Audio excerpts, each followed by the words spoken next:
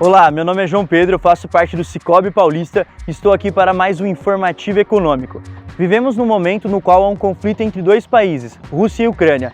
E hoje, no nosso bate-papo, vamos receber novamente o professor Alexandre Bertoncello, para que ele possa nos explicar e esclarecer o quanto isso tem impactado na nossa vida. Por isso eu te convido a ficar até o final desse vídeo, para que você possa entender o que um conflito entre dois países pode impactar em todo o mundo.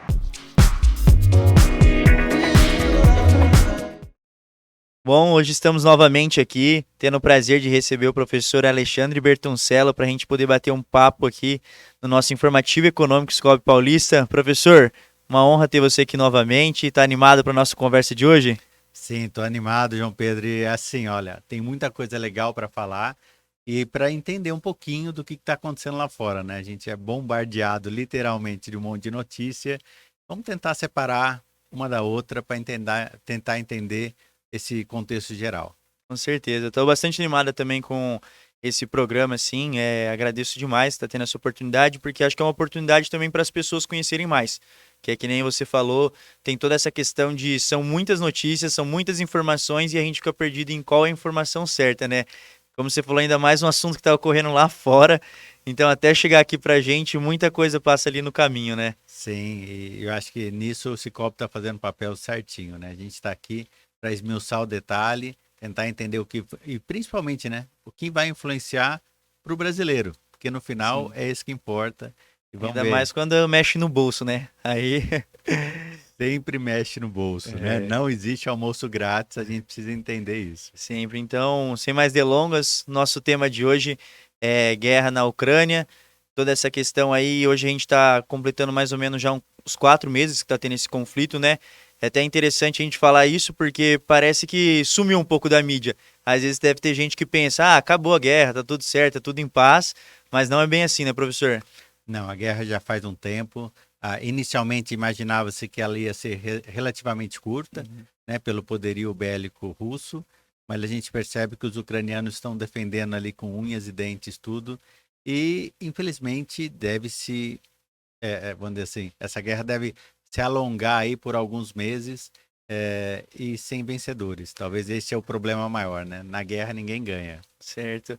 E professor, quando a gente fala assim dessa questão da guerra, para quem ainda não tá meio por fora dessa situação, né? O que que gerou assim? Porque tem pessoas que vão dizer ali que é o Putin que quer voltar àquela era onde da União Soviética, né, que a Ucrânia fazia parte, outros falam que ele está se sentindo ameaçado, enfim, são diversas as teorias que existem.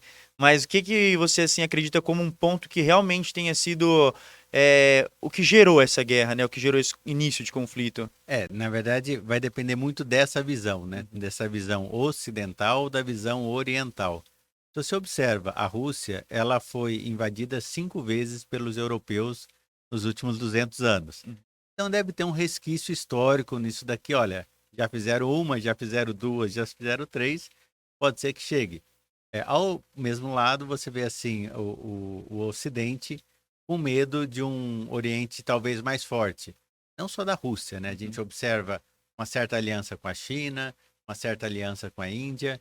Então isso também provoca medo ao Ocidente, mas talvez a grande verdade é que a gente não entendeu que se cada um assim, respeitasse o seu limite, a gente não teria isso. Isso é uma coisa que às vezes até tem muita gente que assusta, né? Porque do nada, assim, a gente estava vivendo, podemos se dizer, um momento de paz no mundo, né? Onde cada um estava ali cuidando do seu e acabou que do nada veio isso, mas a gente às vezes para ver, a gente não sabe se é uma coincidência ou não. Eu até ia perguntar à professora essa questão de que há muito tempo a Rússia já vem mexendo ali nas tropas, vem mexendo na questão do dinheiro. Você acha que isso é uma coincidência ou realmente ela já estava se preparando para poder fazer esse ataque? Já é uma coisa pensada, planejada? Bom, com certeza foi planejada. E o que a gente tem que entender é que o sistema econômico mundial de Bretton Woods lá em 1945 permaneceu estável, né? Se a gente for imaginar isso até o final do Bretton Woods na década de 70, e que todo mundo entrou em um acordo. Os Estados Unidos rompeu isso de uma maneira unilateral, criou os petrodólares, porque na verdade o petróleo ali que mandava na questão energética do mundo, e os países aceitaram por não ter opção, né? O que observa-se agora é que a hegemonia americana meio que está colocado em xeque, e aí você observa movimentos chineses, indianos, russos, e eu acho que a Rússia foi vamos dizer assim, o estopim ali para que esse tabuleiro começasse a se mexer mais rápido. Certo. E, professor, é interessante que a gente comenta disso, né? Porque às vezes ainda tem costume de pessoas aqui no Brasil pensarem, né? Ah, o conflito é lá, vamos deixar para eles, né? Resolverem isso. Mas a gente sabe que hoje a gente já vive num mundo globalizado, a gente sabe que não tem essa de que aconteceu lá, fica lá. A gente sabe que essas coisas acabam respingando em tudo.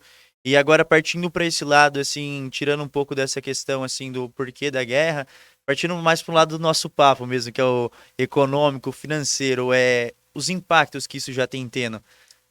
Os impactos são inúmeros. Vamos tentar Aham. pontuar para que as pessoas comecem a entender. Primeiro, a importância da Rússia, né? A Rússia é uma economia do tamanho muito parecida com a brasileira, mas eles representam 2% da transação do PIB mundial de comércio. Para ter ideia, o Brasil representa 1%. Então a gente é um país muito mais fechado, mas é só imaginar o quanto o nosso agronegócio movimenta ou impacta o mundo. Então imagina o O dobro dobro disso, disso. como seria. Então, o primeiro passo que ficou fácil de entender olha, os europeus dependem dos russos do ponto de vista energético, seja petróleo, seja gás, combustível, e isso deixou claro que, apesar de ter uma visão de mundo diferente, a Europa financia a Rússia para ter um exército tão forte quanto tem. E a gente entendeu que o primeiro impacto foi o preço da gasolina subir aqui no Brasil. Certo.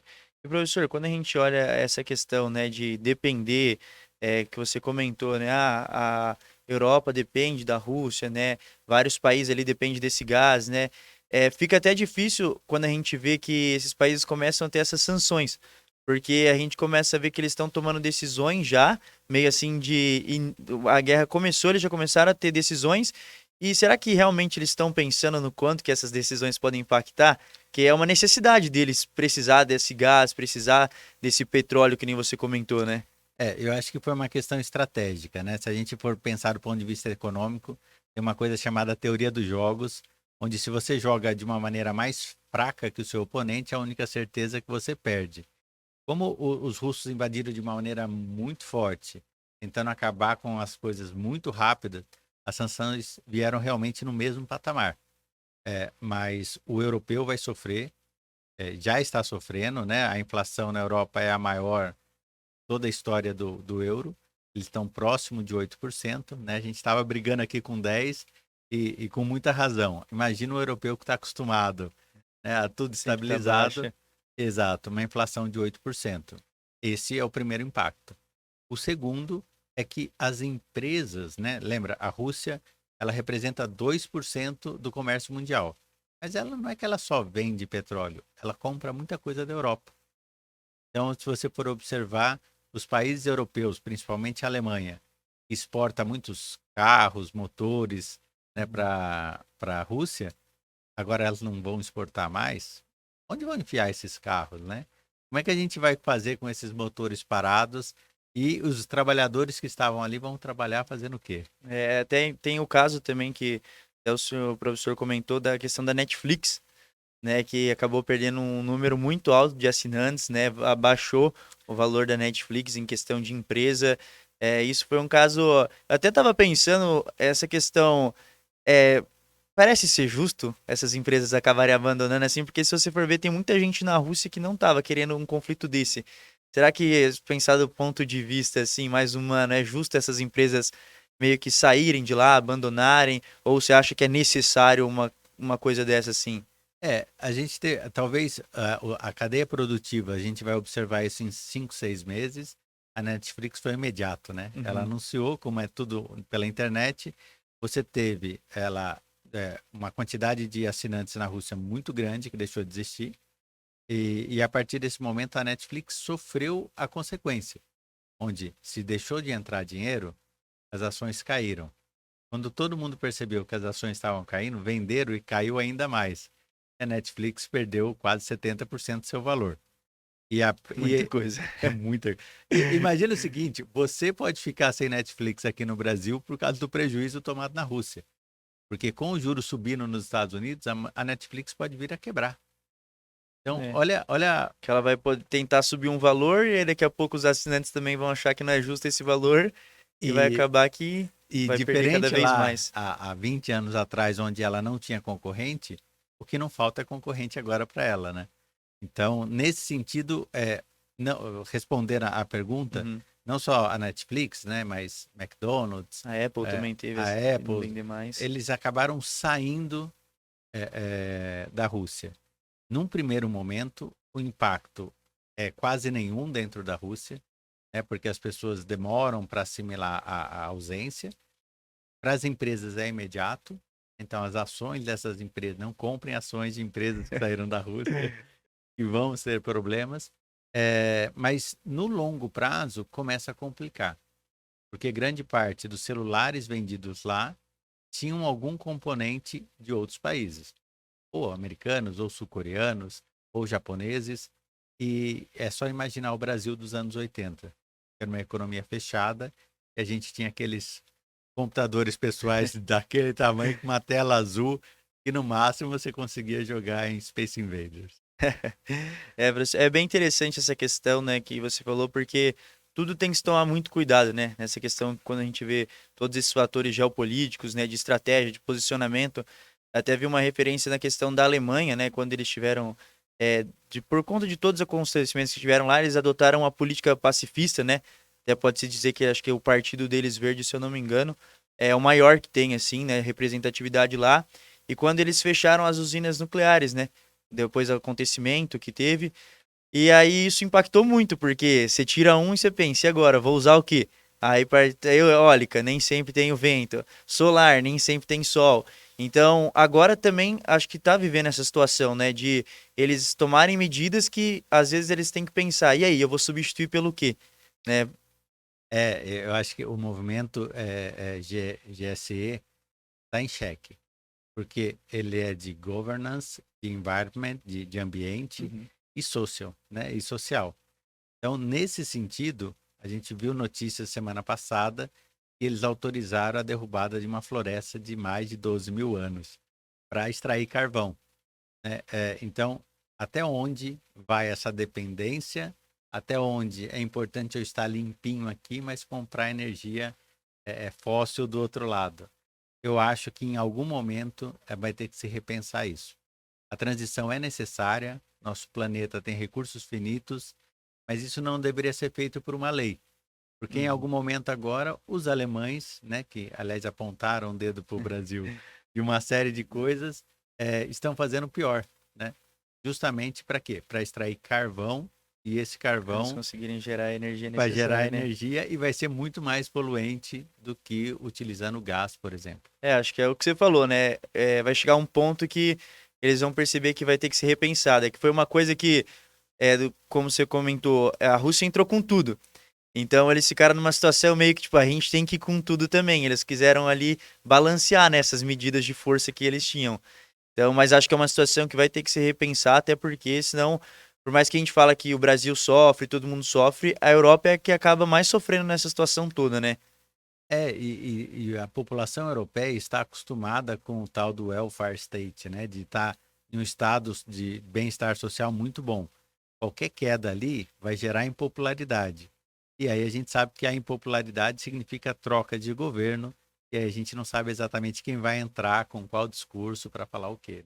Porque nessas situações sempre tem aqueles que vão aproveitar até para entrar no governo. E a gente estava até comentando aqui antes de começar o nosso podcast, aqui, né, professor?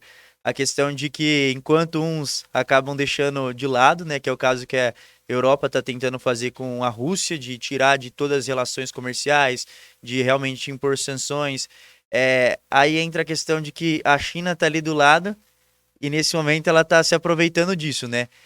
Como que tá sendo essa relação, assim, acaba sendo algo que realmente eles deram um prato, assim, cheio para a Rússia, né, poder estreitar essa relação com a China, no caso? Você observa que esse movimento está acontecendo, né? Então a gente vai ter não só o petróleo, mas o gás, mas de alguma maneira, se a Europa virar as costas para a Rússia de vez, a Rússia vai virar e vai se olhar para o Oriente. E o ponto é, A Ásia tem 1/3 da população mundial. E vai chegar a ter 2/4 muito em breve. O consumo está ali, precisa ver como isso vai acontecer. É uma relação que, se a gente for ver assim, se juntar os dois, daria tudo para dar certo assim nessa relação, né? Assim, porque são duas potências que juntas conseguem, a gente estava até brincando, né? Se a China quiser construir um gasoduto lá, em questão de meses, tá pronto, né? Tá pronto, né? Você não tem lá questões trabalhistas, você não tem nada disso, vai colocar milhares de trabalhadores ali e isso pode ser muito rápido. Então, nesse momento, eu acho que é importante a gente ver os impactos de curto, médio e longo prazo. No curto prazo, a gente já entendeu. No médio prazo, uma coisa que se fala pouco é, por exemplo, os seguros. Né? Que você tem uma questão de seguros marítimos, não adianta eu só não ter a sanção contra a Rússia. Mas todo navio russo ou navio que for trabalhar para produtos russos precisam ter um seguro. Existe um oligopólio no seguro no mundo, onde 3 empresas mandam em todo 90% desse mercado. E aí, se elas realmente não renovarem os seguros, daqui a pouco vai ser um navio que não pode sair, um avião que não pode pousar no aeroporto, uma série de coisas. Você vai ver todo o mercado travando. Né? A gente depende de fertilizante russo. Chegou, acho que um navio. E os outros 12 que prometeram, vai ter seguro? A gente vai conseguir realmente chegar até aqui? E o duro é essa questão do que às vezes fala, né? Ah, não tem seguro, mas o mar é livre, dá para andar. Mas não é bem assim, porque é difícil, porque eles exigem esse pagamento antes, né, para trazer essa carga, e a gente vai saber se essa carga vai chegar ou não, qual a segurança que vai ter, né? Então isso é muito prejudicial assim para quem, que nem o Brasil precisa desse fertilizante, que nem você comentou, os 12, tá onde? Será que vai dar tempo de ter o contrato ainda para chegar em segurança, ou vai acabar? Como que vai ficar essa situação, né? Porque os riscos são muito grandes, né? Tanto do próprio mar, né, que não é uma lagoa, né? É um mar onde você pode ter uma série de coisas, como, por exemplo, se você for passar ali naquela região que entra no canal de Suez, né? E na Etiópia, o que não falta é pirata.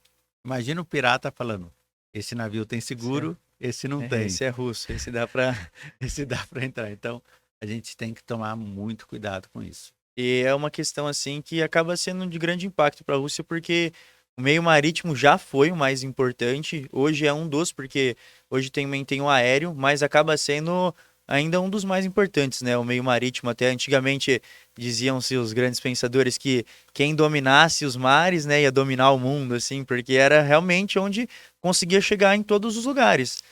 Exato, e continua sendo assim, né? Mas se a gente for pegar as companhias orientais, né, indianas, né, que na verdade eram holandesas e britânicas, elas, em valor de mercado hoje, essa companhia holandesa, ela valeria mais do que as 20 maiores empresas da Bolsa Americana.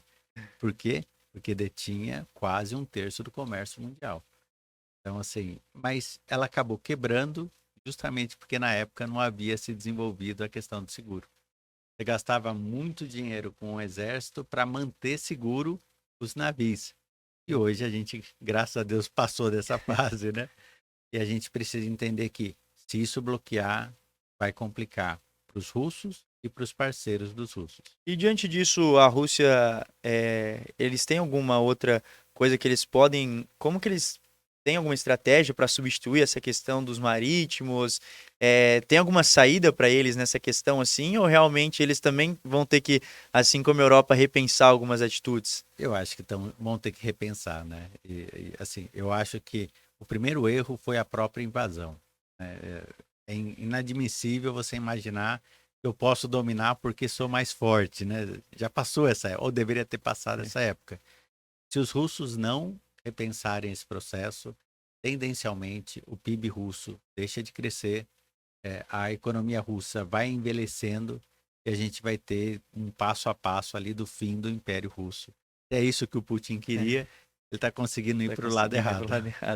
É engraçado você dizer isso, professor, dessa questão de a Rússia ter que dar um passo para trás, assim, porque, na verdade, ali parece que está funcionando ao contrário, né? Parece que quanto mais se duvida, mais o Putin vai lá e quer fazer, porque tem toda aquela questão também, né? Ele construiu uma imagem, construiu uma personalidade com o tempo, de ser daquela maneira dele durona, de ser, de falou, tá feito. Então é difícil hoje você chegar num ponto onde ele vai recuar, onde ele vai pensar, não, eu falei, mas agora eu tô. Acho que é até difícil você pensar num cenário diferente a não ser ele ir pra cima até ele esgotar ou quebrar, que nem você disse, o império que ele estava querendo construir, né? Do ponto de vista econômico, ele está no caminho muito errado. Talvez do ponto de vista cultural russo, né, existe essa questão de não voltar atrás, né, de pensar como um czar ou alguma coisa assim. Mas a gente observa que os czares como é que acabaram. Então, eu imagino que talvez ele lute porque, caso ele perca a guerra, ele perde o posto O poderio dele o ali dentro, poder né? dentro da Rússia. Mas eu acho que eu torço para que ele consiga, não, ele consiga rever o processo. Ou senão que ele saia de lá, porque afinal tem muita gente inocente morrendo. Sim, é que nem a gente até comentou essa questão de que é aquele jogo de informações também que acontece ali dentro, né? Então, lá dentro ele ainda tá conseguindo comandar ali, conseguindo às vezes passar uma imagem para alguns de que não, a gente tem que lutar porque isso é nosso. Ele criou uma situação na qual às vezes não existia, né? Uma emergência de precisamos conquistar a Ucrânia porque senão a gente vai ser atacado, porque toda aquela situação que muitas vezes a gente viu que várias guerras foram, na verdade, uma criação de que eles contaram uma história de que tinha que ser dessa maneira, porque senão ia acontecer isso, e agora é o que está sendo vivido lá, né? Sim. Se você for imaginar, a Rússia, ou o povo russo, nasce na região de Kiev, onde seria a Uhum. Ucrânia. E aí você fala, não, então tem um laço histórico. Mas isso passaram-se séculos, É. né? Seria como a gente falar assim, não, mas o Uruguai já foi do Brasil, vamos invadir novamente. É até por esse lado que ele está apelando, né? A questão de que quem está em Kiev é russo e quer fazer parte da Rússia. Não, É um jogo mesmo de informações, de histórias, e acaba sendo uma arma na mão dessas pessoas, né? eu acho que o ponto importante é que a economia é pragmática nesse sentido. Uhum. Ele está, o PIB russo deve cair 10%, o PIB ucraniano deve cair perto de 40, 45%. E já Todos não era muito alto lá, né? já não era muito bom, né? Ficou pior. Então a gente tem que pensar assim: quanto mais rápido acabar essa guerra, melhor, porque os impactos aqui no Brasil também vão ser complicados, né? Eu estava observando a questão do plantio que está para Uhum. acontecer. Não é só a falta de fertilizante, mas é um movimento entre os exportadores e os importadores. Uma notícia que saiu recente, acho que ontem, muito provavelmente daqui a 2 anos a gente passa a ser importador de arroz, né? O mesmo problema que a gente teve com o arroz, por quê? Porque os plantios no sul de arroz estão Uhum. diminuindo, aumentando a soja. Por quê? Porque eles são grandes exportadores de óleo de soja, de óleo de girassol, está faltando, os contratos de óleo de soja estão aumentando. O agricultor vai pensar, bom, aqui eu ganho 10, aqui eu ganho 120, onde eu vou? O que 120. prioriza ele que ele vai ganhar lá fora. Aí depois acaba sobrando pra gente ter que comprar um arroz mais caro porque a gente vai trazer de fora pra cá, né? De fora para cá, que é uma coisa estranha, né? O Brasil historicamente sempre Aham. foi autossuficiente em arroz, mas o tabuleiro está se mexendo. A gente precisa entender para onde ele está indo. Isso aí entra também naquela questão, né, de o que favorece mais no momento. Eu até vi no texto do professor a questão das reservas cambiais, né? Acho que é um assunto que também impactou bastante, porque teve aquela questão de que os Estados Unidos congelou lá o dinheiro russo para eles não utilizarem, né? Mas antes de comentar sobre isso, para quem ainda não entende, o que que seria, professor, essa reserva, né, cambial propriamente dita? Isso, vamos lá. A reserva cambial pensa mais ou menos assim, olha. Você vai alugar uma casa e a pessoa fala, São Pedro, você tem uma cara de caloteiro, eu quero que você deixe 3 meses de reserva ao aluguel aqui. Por quê? Porque amanhã ou depois, se der algum problema, eu pego essa Uhum. reserva.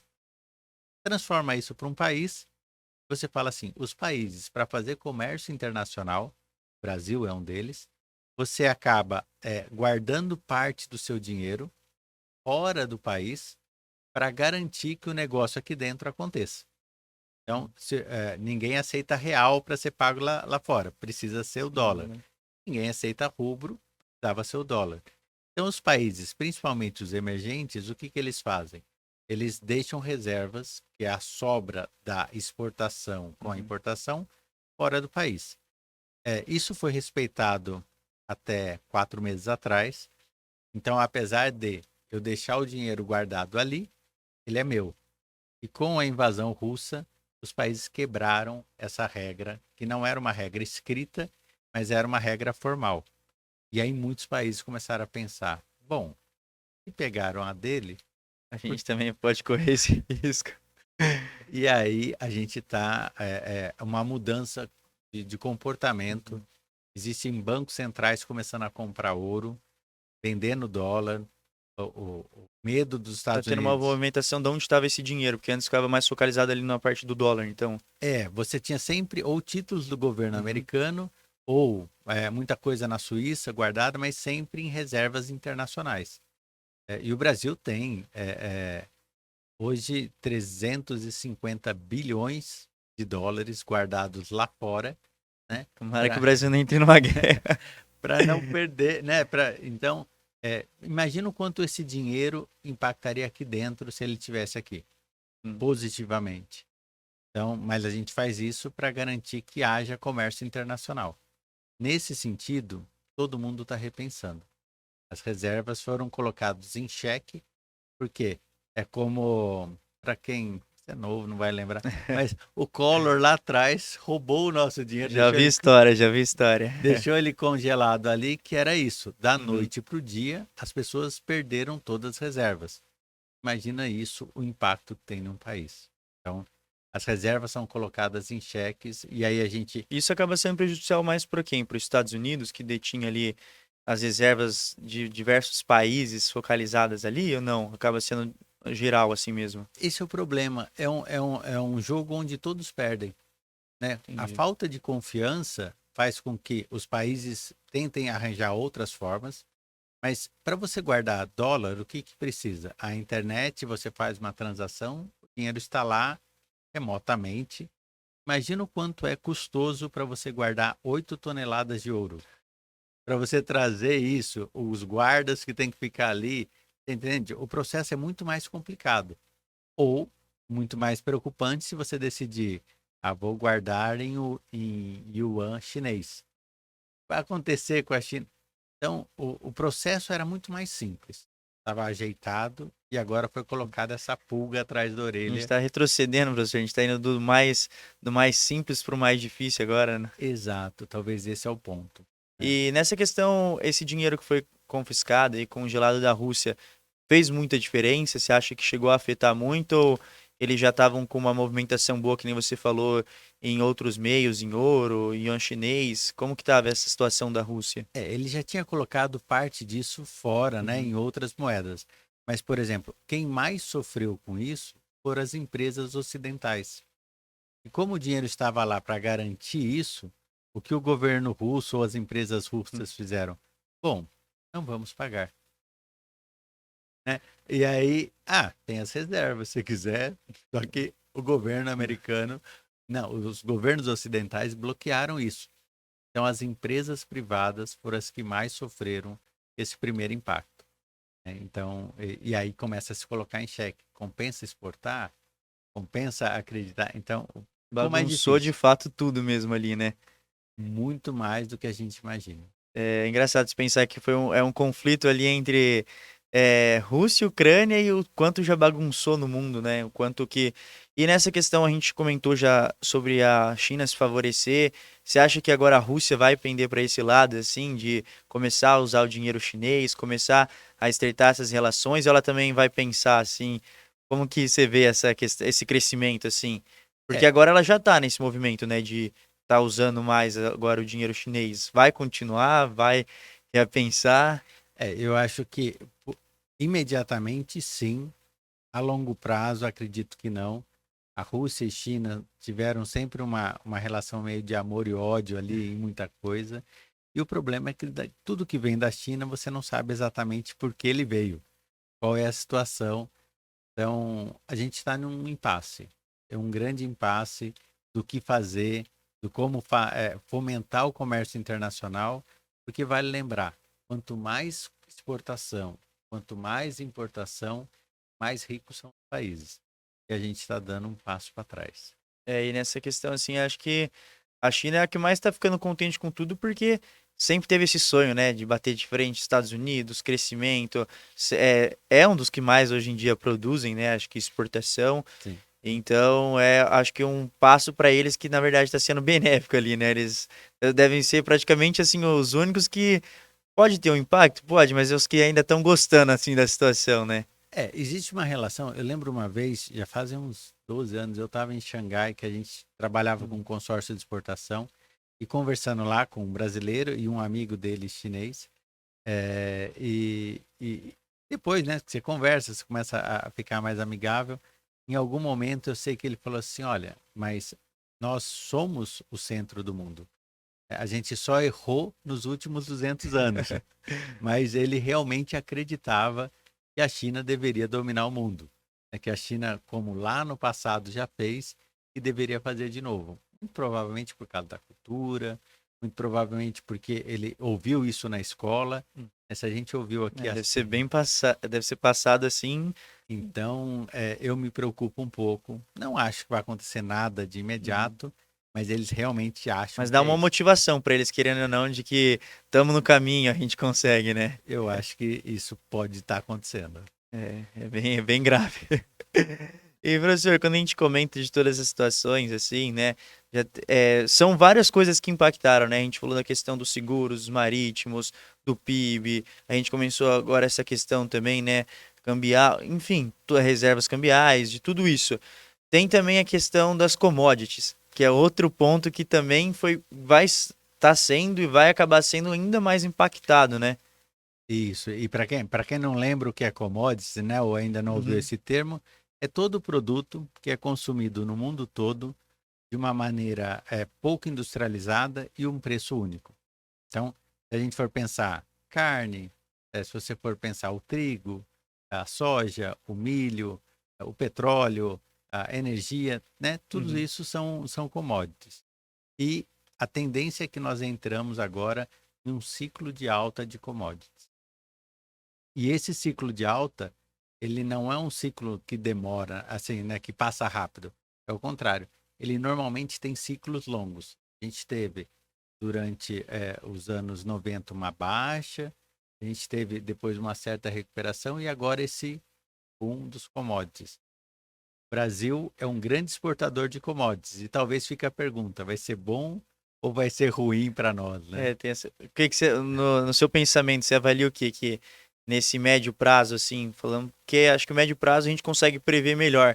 Você acha que vai ser bom? Acha que vai conseguir, assim, podemos dizer uma palavra bem assim, tirar uma vantagem dessa situação? Então, o Não seria certo país, falar tirar uma vantagem, mas é, para ficar de modo fácil de entender mesmo.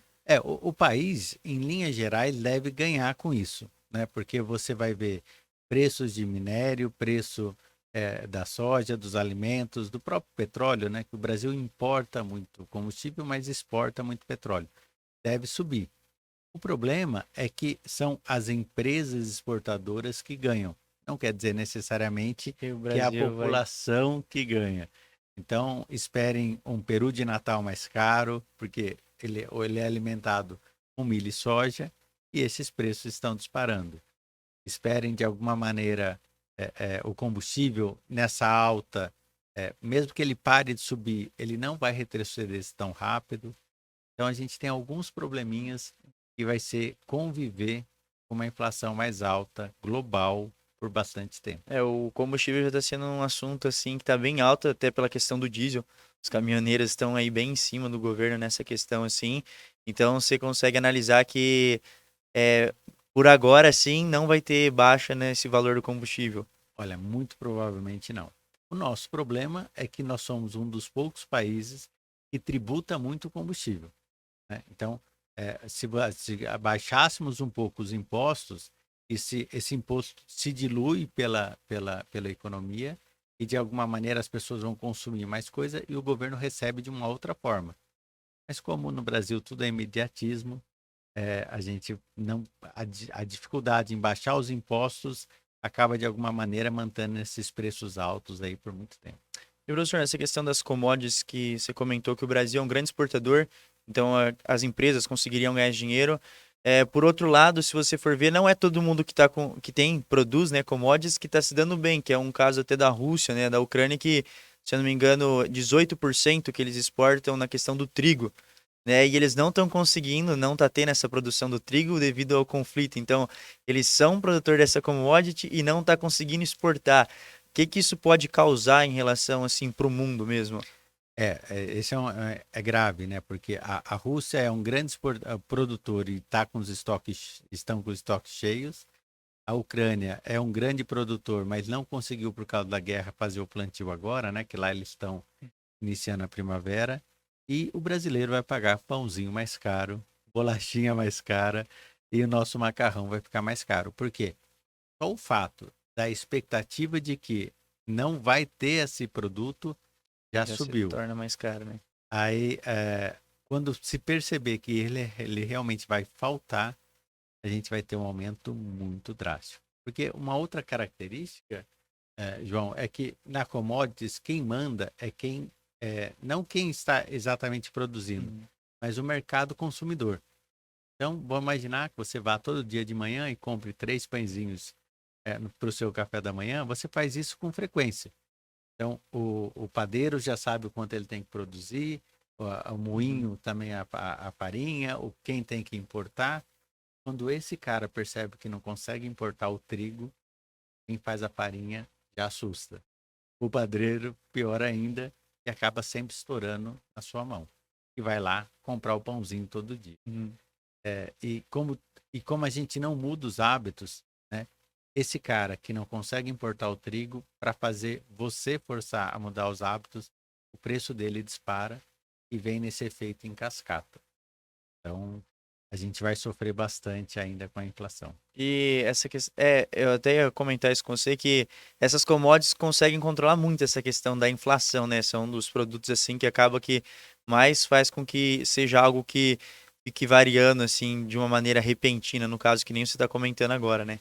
Não, a inflação ela está global, todos os Uhum. países vêm sofrendo com essa inflação, e a gente vai perceber que isso não demora, porque o processo é lento, né? Você, um plantio de trigo, você está falando, no hemisfério norte, você está falando em um ano, né? Porque eles não plantam lá no inverno. Para nós, a gente escolhe a safra a cada 6 meses, conforme o lugar, safra, safrinha. E o que que acontece? Você come todo dia, né? Então, você vai ter essa inflação global por causa das commodities e ela não vai ceder, porque Uhum. você não tem o estoque ali para conseguir fazer o produto. E acho que é interessante também, professor, a questão de que quando a gente fala de, então, já que tá assim, vamos trancar, vamos segurar. Isso nunca deve ser uma opção, né? Para Não, deixar bem claro aqui. Tem até o não. exemplo da Argentina que foi fazer isso com a carne, né?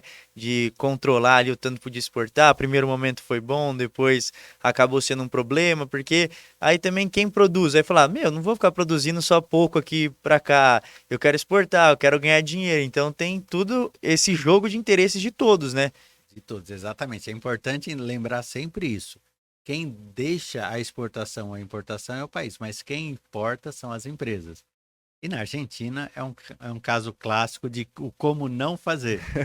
O argentino comia muita carne, né? Aliás, come ainda mais carne que o É uma brasileiro. referência, né? É uma referência, e carne de boa qualidade, né? Então, para tentar fazer o preço interno cair, o governo fez cotas de exportação. O produtor vê isso, começa a produzir só aquela cota para exportar.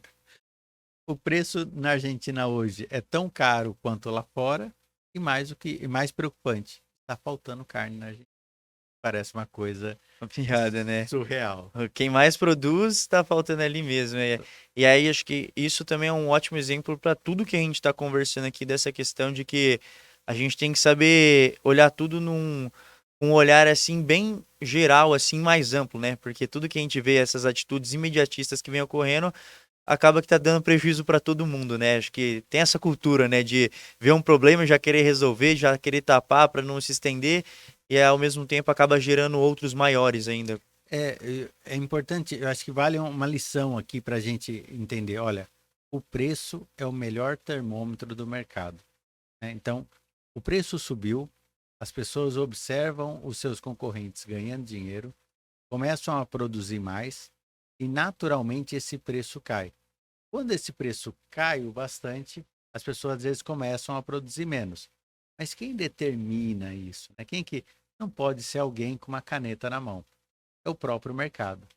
E se a gente abrir mão dessa ferramenta mágica chamada preço e começa a impor ele, alguém sai perdendo. Infelizmente, sempre o lado mais fraco. Meu professor, enquanto você falava, eu pensei aqui nessa relação que às vezes a gente vê tudo isso acontecendo e às vezes quem está escutando a gente pensa, ah, mas no meio dessa situação, assim, né, o que que eu faço? Existe alguma coisa, assim, que para a população em si, porque os preços estão subindo, as coisas estão acontecendo, existe alguma coisa que tem como ser feito? Alguma dica, assim, tipo, ah, nesse momento não tome esse tipo de atitude, não faça isso, deixe, de, às vezes, de comprar isso, aquilo. Tem alguma coisa que a população, em grande maioria, assim, consiga fazer para mudar esse cenário? Ou realmente é uma coisa que é só os grandes que conseguem jogar? Não, eu acho que todo mundo consegue, independente do seu tamanho. O importante é entender assim, olha, eu tenho hoje um cenário. Preços vão continuar subindo, né? A renda não vai acompanhar, mas os juros também subiram. Nesse momento, reduza todas as suas despesas possíveis, pegue parte dessa reserva, deixe aplicado, porque quando virar o jogo, né, você vai estar capitalizado para conseguir realizar seus sonhos. A única certeza hoje é faça aquilo que é o necessário e não tente fazer nada fora desse jogo. Legal, e aproveitando já que você deixou essa deixa, a gente já conversou disso, para quem estiver assistindo a gente nessa nossa conversa aqui, a gente já teve uma conversa sobre investimentos, sobre taxa Selic, então quem não assistiu também é convidado a assistir, porque de uma maneira ou outra todos esses assuntos acabam se interligando, né? Mexe com tudo, então é importante a gente saber o que fazer, né? Porque às vezes que nem a gente começou comentando no começo do nosso podcast, essa informação é necessária, porque às vezes a gente cobra das pessoas que a população não colabora, a população não participa, mas também falta chegar essa informação assim de uma maneira mais comum, assim, que possa ser entendível, né? Porque às vezes a gente vê umas coisas que a gente fica, meu, isso não é pra mim, mas é pra todos, né? Que nem você comentou, tem como ajudar, tem como se ajudar no meio de toda essa crise. Tem, eu acho que o mais importante, talvez o nosso papel aqui, é justamente tentar colocar isso de uma maneira prática, simples, que não é fácil, né? A gente sabe como é o dia a dia, mas quanto mais você conseguir fazer isso, é, talvez até cancelando a assinatura da Netflix, mas se você conseguir reduzir os custos hoje, é o jeito mais fácil de conseguir ter um certo capital para aguentar esse processo. É um processo. Fiquem todos atentos que há um processo. Ele vai ter começo, meio e fim, mas o fim não está próximo.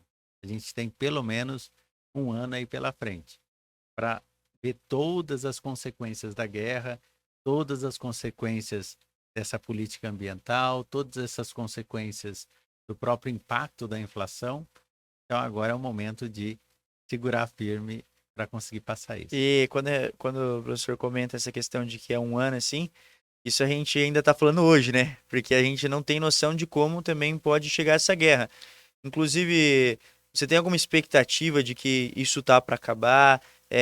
Não vai piorar? Porque antes, no começo, tinha aquela conversa de Terceira Guerra Mundial está por vir. Hoje eu acredito que já não seja mais um assunto que esteja em pauta, já não seja algo que a gente jamais pense em acontecer. Como que vai ter nessa, como que vai ser daqui para frente? Realmente tá para acabar? O Putin, ele tá demorando mais do que ele pensava que ia demorar, né? Até porque, será que foi um erro de planejamento? O que que aconteceu ali para estar durando tanto tempo? Porque se fosse ver, acho que não era para durar tudo isso, né? Acho que na estratégia deles. É, é, todos dizem que a Rússia esperava vencer isso muito rápido. Mas mesmo, se a gente for lembrar, por exemplo, a invasão do Iraque, demorou quase 2 meses para conseguir chegar e não existia nenhuma barreira, né? Os aliados ali andavam a 80 quilômetros por hora no deserto para até chegar a Bagdá, é, sem nenhuma barreira, porque era puro deserto. Aqui você tem que invadir cidades de pessoas que estão entrincheiradas lá, defendendo a sua casa, né? Que existe um fator emocional ali muito forte. Então, eu não acredito que essa guerra vá terminar cedo. O que pode acontecer é um anistício tipo Coreia do Sul e Coreia do Norte, e simplesmente declararam trégua e parou por ali. Porque é pouco provável que a Rússia dê um passo atrás, mas ninguém deve deixar de defender a sua casa, né? Sim. Então, é um processo que, tirando aquelas regiões separatistas ali, eu acho que a Rússia não consegue nada mais do que isso. Se for ver essa questão, acho que a Rússia ela duvidou um pouquinho do que a Ucrânia era capaz de fazer, né? Até acho que muitas coisas não se contavam, que nem foi o caso do Zelensky, que, querendo ou não, soube usar muito bem o tempo que ele teve para falar na TV, para se expressar. Até a frase famosa, né, de que eles queriam armas, queriam armamento, que eles queriam lutar. Então, acho que tudo isso também ajudou o povo ucraniano a se manter firme, né, a se manter querendo defender ali o povo deles. Então, isso também acho que era uma coisa que a Rússia não contava, porque a Rússia sendo grande, assim, pô, vamos chegar lá, vamos acabar com tudo, 2 meses a gente já conquistou e já tá tendo mais pessoas, né, para comandar, e não foi bem assim. Não, ainda bem que não, né? Eu acho que a invasão está errada, mas vale lembrar, né, quando a gente falou da questão do PIB, a Ucrânia é um país que está tentando entrar na União Europeia, mas é um país que antes de ser invadido, o nível de corrupção era muito alto. Era um dos mais altos, né? Exatamente. Então, você tem uma certa cumplicidade de algumas empresas com o governo. Se a gente acha o Brasil aqui cheio de problemas, lá eles estão muito mais do que isso. Então, primeiro ponto, não deveria haver a guerra, não deveria haver a invasão. Mas eu acho que o presidente ucraniano não é talvez a figura. Ele serviu do ponto de vista patriótico, Uhum. mas se tudo isso acontecia lá É, antes, ele não deve ser a melhor pessoa do mundo, né? sim, mas né, mais nessa questão de que eles souberam usar, souberam contar a história, a narrativa, para nesse momento conseguir um fortalecimento ali de toda a população, né, para se manter de pé. Mas é engraçado que a gente pensa, é a globalização que ocorre aqui, mas essa guerra ela foi para além, né? Foi até para a questão do espaço, que teve toda essa questão de que a Rússia, querendo ou não, ela também é uma das grandes pioneiras ali na produção de espaçonaves. Ela sempre, na verdade, construiu para até os Estados Unidos utilizar, né? Como que funciona também essa questão espacial, assim? Como que isso vai afetar também? Para aqueles que são amantes de Star Wars, né? A gente viu, realmente é a primeira vez que você tem uma grande potência militar, que é uma grande potência no espaço, entrando em guerra. E a Cosmos, que é a NASA deles lá, tem um CEO, um diretor, que é muito russo no sentido pejorativo da coisa. E ele chegou a ameaçar a jogar a estação espacial em uma cidade ocidental. Eles cancelaram alguns, alguns lançamentos, porque eles detêm a tecnologia de lançamentos de foguetes, até por isso eles têm tantos mísseis, mas o Sputnik, né, que é o foguete deles lá, levou inclusive americanos para o espaço e trouxe, né? No mês passado, eles trouxeram o americano que ficou mais tempo no espaço, mesmo estando tecnicamente em guerra ali. São duas coisas.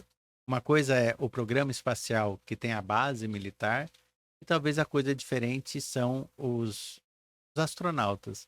Entre eles, ele é relação, né? Entre eles, imagina ficar 500, 600 dias com alguém, você tem que gostar, pelo menos, né? Você não vai abandonar essa pessoa depois por causa de uma briga que vocês não estavam nem convivendo, né? Nem sabendo o que aconteceu, exatamente. Mas teve outros desdobramentos. Então, se a gente for imaginar, os russos tinham, com a ESA, né, a Agência Espacial Europeia, um lançamento para ser feito nesse mês que passou, em maio, para mandar uma rover para Marte, né? Então, a tecnologia do rover, do jeepzinho, era europeu, mas quem ia mandar o foguete, quem ia mandar o rover, era um foguete russo. Eles pararam o lançamento. A Kionil, né, que é uma empresa concorrente da Starlink, lá do Elon Musk, ia lançar 42 satélites agora nesse mês. Os russos também não lançaram, porque Elon Musk tá feliz uma hora dessas. ele já quase não tem É, concorrente, né? E já aí, tá num ramo que é difícil achar algum. Aí quando ia ter, agora não rolou. Imagina o prejuízo, né? Porque eles pagaram a viagem, porque se paga antecipado, e E o o preço fato, de uma viagem dessa, professor? porque são alguns milhões de dólares, né? E você tem, porque o Reino Unido era parceiro nesse projeto, os russos falaram, não, não vamos lançar. E não lançou, né? Então, teve uma série de prejuízos do ponto de vista espacial, assim como os aviões que estão, os Boeings, o Uhum. Airbus na Rússia, que não estão recebendo peça e daqui a pouquinho vão ter que parar. Tem uma série de foguetes, aí o Elon Musk vai ficar triste, inclusive a SpaceX usa foguete russo para lançamento, e a Rússia falou que não vai fornecer mais foguete para eles. Olha, a gente está, inclusive, né, tinha aquela frase, pequeno passo para um homem, um grande passo para a humanidade. A gente está dando um passo para trás até no espaço, por causa de uma guerra. Conseguimos ir longe com essa guerra, hein, professor? Para quem achou que não ia acontecer nada, chegar até no nível de ter essa briga espacial. Mas é aquilo que a gente falou, né? Tira de um lado, quem tem as forças vão guardando, já que estão tirando da Rússia, a Rússia tira deles, e assim continua essa briga de quem tem mais, quem vai aguentar mais, né? Isso acho que é o que a gente vai ter que ver até o final, os desdobramentos que ainda vão ter, que quem vai conseguir mais segurar essas pontas? Será que é lá a Alemanha que vai precisar de energia? Será que a Rússia vai precisar de remédio, que ela importava bastante? Quem vai aguentar mais esse jogo, né? Exatamente, eu acho que esse é o ponto. A gente vai observar aqui nos próximos meses. Eu acredito no bom senso, acho que isso deve parar, ou pelo menos parar os ataques, mas é difícil alguém dar um passo para trás, né? E nessa questão, o Brasil, ele está se saindo bem em meio a toda essa confusão, em meio a toda essa guerra. Ele está conseguindo, assim, em aspecto geral, em todos os países que estão sofrendo, o Brasil está conseguindo se manter, assim, de uma maneira que a gente pode se colocar boa, assim. Então, eu normalmente sou crítico da política brasileira em uma série de coisas, né? Até brinco que o Brasil não perde a oportunidade de perder a oportunidade, né? Mas dessa vez, aparentemente, a gente está numa posição confortável. Nós não nos posicionamos a favor de ninguém, ao contrário, né? A gente foi contra a guerra, mas a gente não se isolou da Rússia, porque, por exemplo, nós somos um grande exportador de carne para a Rússia, né? E aí isso poderia ser impactado. Somos um grande importador de fertilizantes, mas mantemos a decência de entender que guerra não vale a pena. É de na Sim. ONU votar, olha, somos contra a invasão. E ao mesmo tempo, se a gente for pensar a Segunda Guerra Mundial, os Estados Unidos se manteve assim por muito tempo, né? Uhum.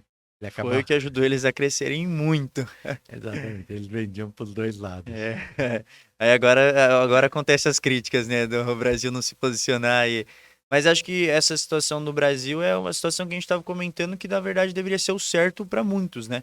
Que é de realmente sentar e pensar, meu, tem mais coisa em jogo. Não é só simplesmente parar por parar e não pensar nas consequências, né? O Brasil não poderia do nada, tipo, pensar em falar, nossa, eu vou trancar tudo, não vou mais fazer isso, e a população brasileira?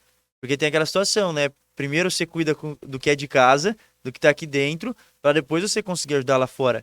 Porque não tem como também, acho que acredito eu, meu pensamento, não sei se estou correto, mas não adianta a gente também querer salvar o mundo lá fora e aqui dentro se perder totalmente, né? A população ficar sofrendo cada vez mais. Eu acho que esse é o ponto, né? Eu acho que o governo brasileiro tem que olhar para os brasileiros e assim cada um dos países. E dentro dessa lógica, se todo mundo fizer o melhor para si, o mundo prospera. O que a gente está vendo aí é que, infelizmente, mesmo sendo insensata, a guerra está fazendo mal para a Rússia, para a Ucrânia e para as empresas que negociavam na Rússia e na Ucrânia. Professor, para a gente já encerrando esse bate-papo, a gente começou meio que falando dessa pergunta, você já deu um adendo sobre ela, mas tem vencedor essa guerra? Você acha que ainda vai ter alguém que vai ganhar, vai ter alguém que vai sair assim vitorioso, ou seja o que acontecer daqui para frente, não vai ser motivo de vitória? É, a história mostra que como é que é? Os vitoriosos contam a história, né? Eu espero que seja o bom senso que vença nesse sentido. Não acredito que a Rússia vá vencer, né, por um ponto de vista óbvio, né? Se isso se alastrasse e chegasse perto da Polônia, aí você já está cada vez mais próximo do coisa. Isso não poder, o Ocidente não deixaria isso acontecer, mas comercialmente falando, curiosamente, a China está ganhando essa guerra sem disparar um tiro. É interessante, professor. E para realmente a gente encerrar, o que que fica de lição, o que que fica de aprendizado, o que que você tem para deixar aí para quem está nos assistindo sobre tudo isso que a gente conversou? O que que é o mais importante a gente entender sobre tudo isso, assim, um contexto geral que você consegue passar? Eu acho que o grande passo é que nós estamos em um mundo globalizado, cada um vai de alguma maneira influenciar o outro, como a gente faz aqui na cidade, como a gente faz no estado, e no mundo países influenciam países. Entendam que esse é um problema local, é uma guerra local, ela não deve se tornar uma guerra mundial, mas os impactos econômicos nas empresas já é mundial e isso deve ainda ter outros desdobramentos muito em seguida. Como a gente falou, o fato de o trigo subir e faltar óleo de soja, óleo de girassol, vai fazer o brasileiro plantar mais soja e você ter menos arroz no prato. Olha a loucura de um simples fato aqui. Então, entendam que se informem, né? Esse desdobramento ainda vai acontecer muita coisa. Legal, professor. Agradeço mesmo mais uma vez por esse nosso bate-papo.